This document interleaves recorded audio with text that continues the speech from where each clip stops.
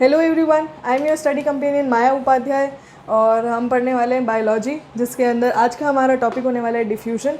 Last video में हमने देखा था कि ट्रांसपोर्ट अक्रॉस जो प्लाज्मा मेम्ब्रेन है, बायो मेम्ब्रेन है, उसके थ्रू किस किस टाइप के ट्रांसपोर्ट हो सकते हैं। और आज जो है हम डिटेल में देखेंगे डिफ्यूजन को। डिफ्यूजन के बारे में हम बहुत पहले से पढ़ते आ रहे हैं, लेकिन डिटेल में कुछ शॉर्ट कीवर्ड्स है जिसको हमें याद करना बहुत ज़्यादा इंपॉर्टेंट है।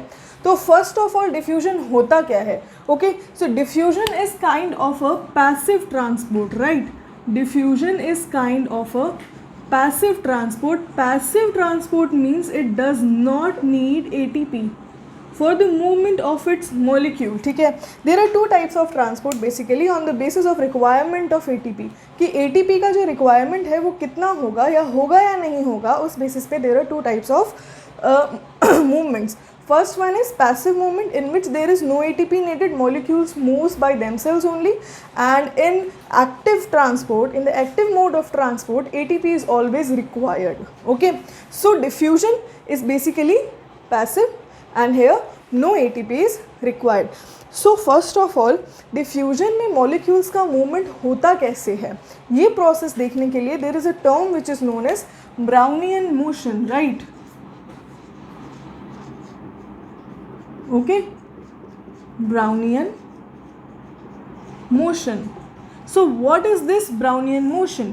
This Brownian motion is constant and random movement of molecules in an atmosphere. Okay, so Brownian movement is named after Robert Brown, जिसने डिफ्यूजन को सबसे पहले ये जो है ब्राउनियन मोशन को सबसे पहले डिस्कवर किया था.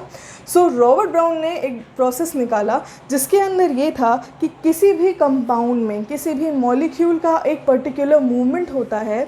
ब्राउनियन मोशन जो होता है वो जिग-जैग रैंडम और कांस्टेंट मूवमेंट होता है एक एटमॉस्फेयर के अंदर जो कॉन्स्टेंटली चलता रहता है. Okay, so this is Brownian motion और इस ब्राउनियन मोशन के थ्रू डिफ्यूजन का प्रोसेस होता है. Okay, second is what is concentration gradient.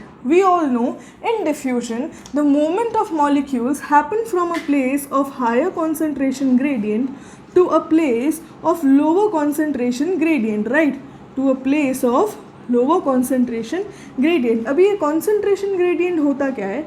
Concentration gradient is a place where per unit volume the molecules are situated high efficiency, where in high capacity the molecules are situated. That place is known as higher concentration, and when the molecules are per unit volume very less, then this is known as low concentration. So in diffusion what will happen कि जो molecules है वो अपने higher concentration gradient से lower concentration gradient की तरफ move करते हैं. Okay, so this is known as concentration gradient. Third key point is we all know the properties of three substances. First one is solid, second one is liquid, and third one is gas. Okay, so we all know in solid what happens, the molecules are very compactly packed. So that is why in solid the relative motion is very less. The relative motion is very less. In liquid we know कि जो compounds होते हैं, जो molecules होते हैं, compound से liquid के अंदर जो मॉलिक्यूल्स होते हैं वो लेस फ्रीली पैक्ड होते हैं, बिल्कुल पूरी तरह से फ्रीली पैक नहीं होते. But when compare to solid they are less freely packed. So here also somewhat this Brownian movement is very less or restricted. But when we talk about gas, the molecules are situated very freely from each other. Okay, बहुत ही दूर दूर situated होते हैं सारे molecules. That is why what happens in gas, this Brownian motion is relatively very very high, and the motion takes places due to the internal kinetic energy. This motion take place due to the internal kinetic energy of the molecule. Okay, so these are the key points for diffusion, and now I'm going to take you to the part where we are going to study simple diffusion. Okay, there are going to be two types of diffusion: simple diffusion, facilitated diffusion, and then active diffusion. Okay, there is no okay, so here if we talk about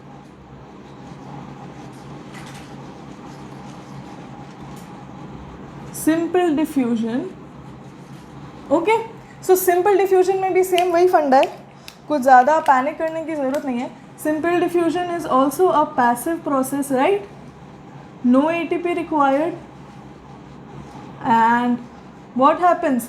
The molecules will travel from a place of higher concentration to a place of lower concentration gradient. Now what type of molecule will pass through it? Okay, I'm going to give you some examples and then I'm going to explain that how this movement happens in simple diffusion. Okay, first of all we can see this is the cross sectional area of a biomembrane or a plasma membrane or a cell membrane, whatever you want to say, you can say it.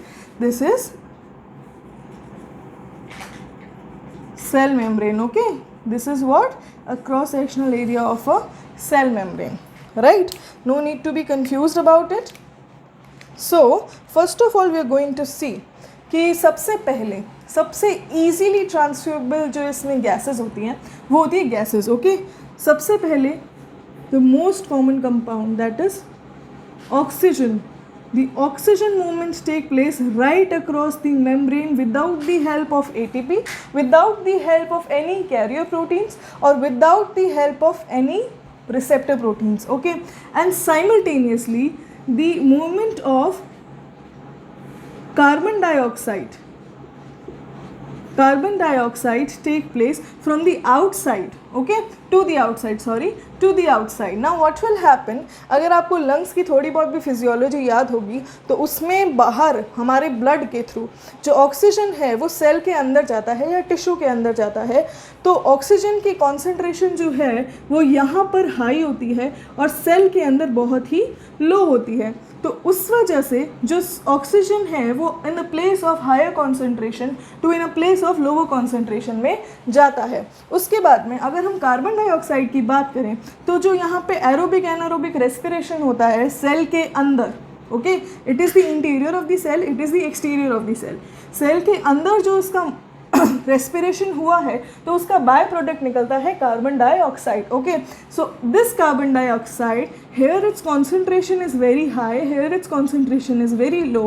That is why this carbon dioxide will move directly to the outward of the cell. Okay, second type of drugs. So first I'll write here O2 and CO2 transport take place through simple diffusion. Okay, secondly we can say that there are some kind of steroid hormones. There are some kind of steroid hormones that are derived from cholesterol, right? That are derived from cholesterol. Okay, so this here can easily be transported in and out of the cell. So how does this happen? जो steroid hormones होते हैं they are lipid soluble. Steroid hormones are lipid soluble, that is why their transport is very easy. I can write here lipid soluble steroid hormones. And if you guys remember क्या होते हैं steroid hormones जो lipid soluble होते हैं, if you know any examples so let me tell you if you don't know. The steroid hormones are testosterones, progesterones, estrogens, vitamin D and there are others also. तो basically ये जो steroid hormones होते हैं ये बिना किसी help के directly in and out travel कर सकते हैं. And also there are some drugs, right, also there are some drugs. Sorry, my capsule is in very bad shape as I can recall. Okay, so this is a capsule. Imagine a pink capsule जिसको लेने में बहुत ही comfortable अच्छा लगेगा. This is very pink. So ये बहुत ही आसानी से अंदर और बाहर की तरफ ट्रैवल कर सकती है. बाहर की तरफ तो कैसे जाएगी, अंदर की तरफ आराम से ये ट्रैवल कर सकती है, डिफ्यूज़ कर सकती है, because it is again lipid soluble. So here we can say lipid soluble drugs. What? Again lipid soluble drugs can pass or can travel or can transfuse or can diffuse through plasma membrane. Okay, now what happened कि ऐसा क्या होता है plasma membrane के अंदर कि आसानी से ये जो मॉलिक्यूल्स है ये आ सकते हैं और जा सकते हैं. So let me draw you a beautiful diagram. This is something and this is something. Right. तो ये जो है these are phospholipid molecules along with the fatty acid tails of this plasma membrane। ये जो स्ट्रक्चर है ना, इसको मैंने यहाँ पे बहुत ही अच्छी तरह से ड्रॉ किया है। और ये जो है, this is polar head, this is polar head, this is non polar tail, this is non polar tail, this is of fatty acid and this is of phospholipid, right? This is of fatty acid and this is of phospholipid. Now what happens कि ये जो हमारी tell है ना, ये fatty acid की है। तो फैटी एसिड का मतलब है कि जितने भी मॉलिक्यूल्स जो लिपिड में सॉल्युबल होते हैं वो इसके थ्रू आसानी से इसमें डिसॉल्व हो जाते हैं और प्लाज्मा मेम्ब्रेन के थ्रू आराम से ट्रैवल कर सकते हैं।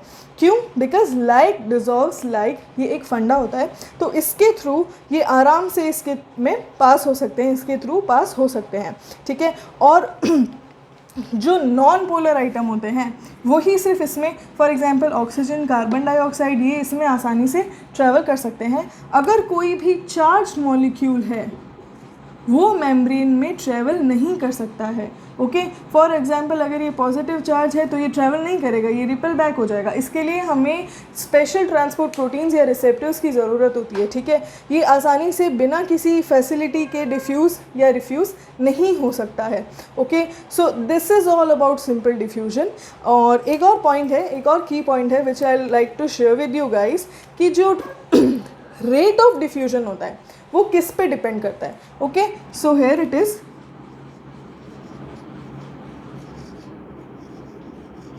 रेट ऑफ डिफ्यूजन यानी पर यूनिट टाइम में कितना डिफ्यूजन हो रहा है, that is rate of diffusion. Now rate of diffusion यानी फैक्टर्स अफेक्टिंग डिफ्यूजन भी हम इसको कह सकते हैं, वो किस पे डिपेंड करता है। तो we are going to see first of all surface area. Okay, first of all surface area यानी सरफेस एरिया प्लाज्मा मेम्ब्रेन का जितना ज़्यादा हाई होगा उतना ही ज़्यादा डिफ्यूजन इसमें पॉसिबल होगा। Okay guys, and secondly concentration gradient. Concentration gradient किसी भी मटेरियल का जितना ज़्यादा हाई होगा, gradient means the difference between the concentration. Here we can see कि ऑक्सीजन का कॉन्सेंट्रेशन बाहर ज़्यादा है और अंदर कम है, तो ये डिफरेंस जितना ज़्यादा होगा उतना ही आसानी से जो मॉलिक्यूल्स है वो ट्रैवल कर सकते हैं, वो डिफ्यूज़ कर सकते हैं। Okay, so rate of diffusion is directly proportional to surface area and concentration gradient. Directly proportional means when surface area increases, rate of diffusion increases. When concentration gradient increases, rate of diffusion increases. But अगर हम इसकी thickness की बात करें, okay, अगर हम plasma membrane की thickness की बात करें, तो अगर ये थिकनेस बढ़ती जाएगी, on the increasing of thickness of plasma membrane, the distance will be more between the interior and the exterior of the cell. Okay, so what will happen, the time that is taken will be more. That is why it is inversely proportional. I'll write here TH for the thickness. Okay, and also the weight of the molecule. Okay, lighter molecules when compared to heavier molecules are considered to travel on a high rate. ठीक है, इसका मतलब है कि जो हल्का molecule होगा, जिसका मॉलिक्यूलर वेट लाइट होगा, वो आसानी से ट्रैवल करेगा, और जिसका मॉलिक्यूलर वेट ज़्यादा होगा वो बहुत ही मुश्किल से ट्रैवल करेगा, उसे ट्रैवल करने में टाइम लगेगा। Okay, so on increasing the thickness the rate of diffusion will decrease. On increasing the weight, the rate of diffusion will decrease. So it is directly proportional to surface area and concentration gradient, and it is inversely proportional to thickness and the weight of the molecule. So this is all about simple diffusion guys. Next video में हम facilitated diffusion देखने वाले हैं along with various channels. ठीक है, और कुछ examples भी देखेंगे कि कौन से ट्रैवल कर सकते हैं, कौन से एग्जाम्पल्स हैं। और वीडियो पसंद आया हो तो लाइक करें, शेयर करें, चैनल को सब्सक्राइब करें और बने रहिए। हम बायो का सिलेबस बहुत जल्दी कवर अप करने वाले हैं। Okay, so till then take care, stay safe and study hard guys. Bye bye.